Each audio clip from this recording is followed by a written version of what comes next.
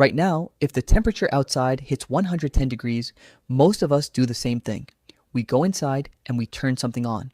For over 99% of human history, that option didn't exist. So, how did people survive? Not just uncomfortable heat, but genuinely lethal heat, the kind that kills healthy adults in hours.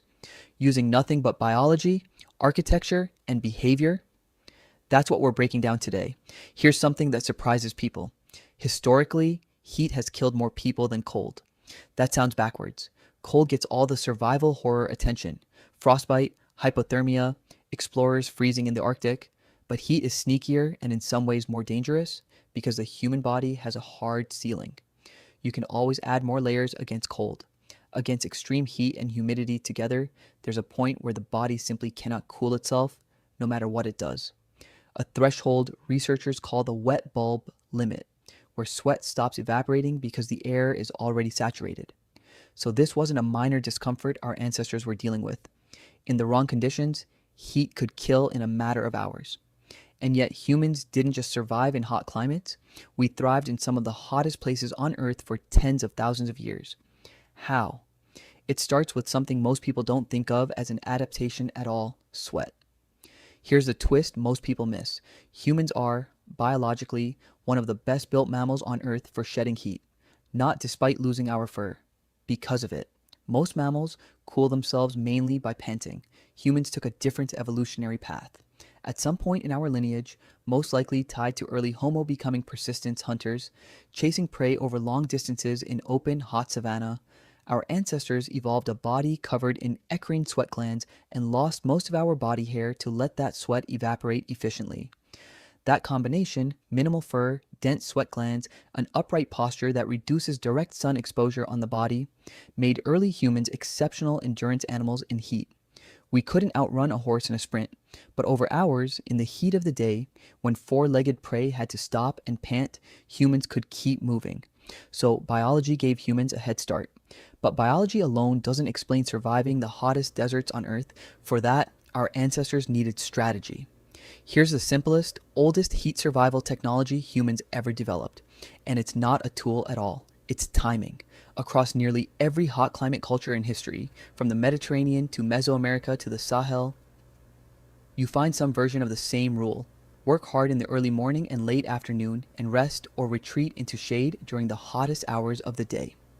The Mediterranean siesta is the most famous version of this, but it's really just one regional expression of a much older, near universal survival pattern.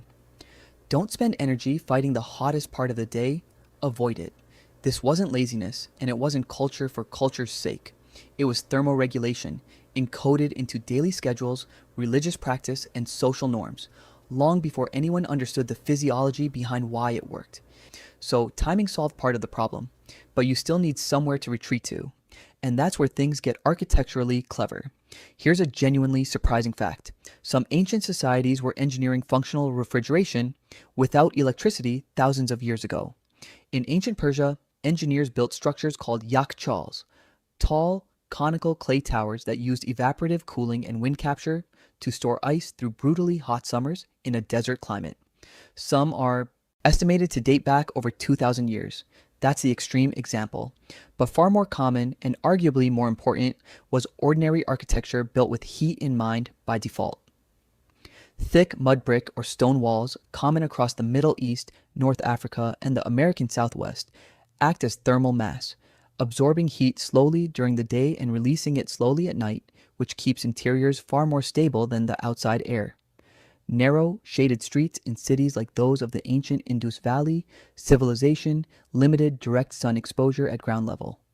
Wind-catching architecture, found in various forms across Persian, Egyptian, and South Asian building traditions, funneled airflow down into living spaces to create passive cooling centuries before anyone had a word for ventilation engineering.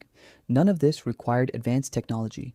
It required paying very close attention to how heat actually moves, and building around that, generation after generation, through trial and error. Architecture solved shelter, but there was still the problem of the body itself running out of water. Here's the part that made hot climates genuinely lethal, even with good shelter and good timing. Dehydration doesn't wait for you to feel thirsty. By the time thirst kicks in, the body is already meaningfully behind on fluid loss. In extreme heat, sweat rates can climb dramatically, and without replacement, dehydration progresses to heat exhaustion, then heat stroke, which can be fatal within hours. So ancient societies in hot regions developed water strategy as a survival core, not a convenience. Settlements clustered tightly around reliable water sources, rivers, oases, wells, because in extreme heat, distance from water wasn't inconvenient, it was dangerous. Some cultures developed sophisticated water infrastructure specifically to manage scarcity. Qanats in ancient Persia, underground channels that transported water for miles from mountain aquifers to arid lowland settlements, losing minimal water to evaporation along the way because the water never had to travel exposed to open desert air. This is worth sitting with for a second. An underground water transport system built without modern engineering tools, specifically engineered around the problem of heat causing evaporation loss. That's not a lucky accident. That's centuries of accumulated, practical climate science. Here's the honest part of this story. None of these strategies made hot climates safe. They made them survivable for populations over generations through hard-won and often painfully learned knowledge. That's a different thing from safety for every individual.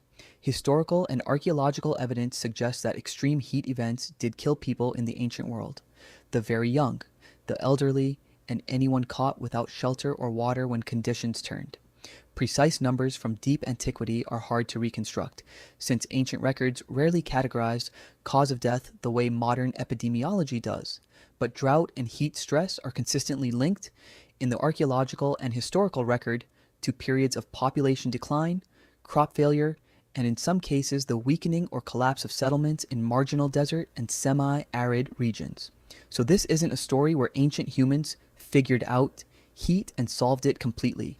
It's a story where accumulated generational knowledge passed down through architecture, scheduling, water management, and yes, plenty of trial and error that cost lives along the way, pushed survival odds meaningfully in humanity's favor, without ever making extreme heat harmless. That distinction matters, because it's the same distinction that matters today. Here's the thing about all of this.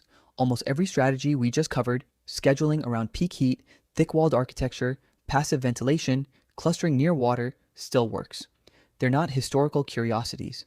They're physics and physiology haven't changed. What's changed is that most of us in air-conditioned buildings never have to think about any of it, which is a genuine improvement in quality of life. But it also means an entire body of hard-won ancestral knowledge about how to survive heat without machines has quietly become unfamiliar to most people, right as heat waves are becoming more frequent and more severe in a warming climate. That's not a coincidence worth ignoring. If you want to see how ancient societies handled the opposite extreme, surviving brutal cold with no modern insulation at all, that video is coming next. Subscribe if you don't want to miss it, and I'll see you in the next one.